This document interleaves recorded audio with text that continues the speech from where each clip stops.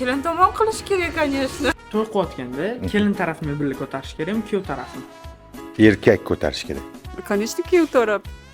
U kelin taraf o'qitib, shu yoshgacha yetkazib, keyin mebelni ham olib berish kerakmi? Umuman to'g'ri kelmaydi. To'y qilayotganda mebelni qiz taraf ko'tarish kerakmi yoki kuyov taraf qilish kerakmi? Kuyov taraf ko'targan yaxshiroq. Kuyov tomon. Kuyov tomon qilish kerak. Nima uchun? Kuyov o'ylanyapti-yu, qiz beryapmiz bizda. Sizga Menda hammasi ikkalasi ham o'g'il. Baribir kuyov tomon. Как раз bizda boy bittasi keldi-yu. Bechara rahmim kelib ketdi. Qiz tomon polniy hamma narsani oldi. Tojikiston, Xo'jandda. mebelni kelin taraf ko'tarish kerakmi, kuyov taraf? Nima deb o'ylaysiz? Kuyov tomon. Kelin taraf ko'tarish kerakmi, kuyov taraf? Nima deb o'ylaysiz? Kuyov taraf ko'tarish kerak. Kelin taraf qilish kerakmi, kuyov taraf? Nima deb o'ylaysiz? Taraf qiladi hozir. Nima uchun unaqa deb o'ylaysiz? Chunki erkak kishi o'zi yotadi, kelinga qarab qolish kerak emas.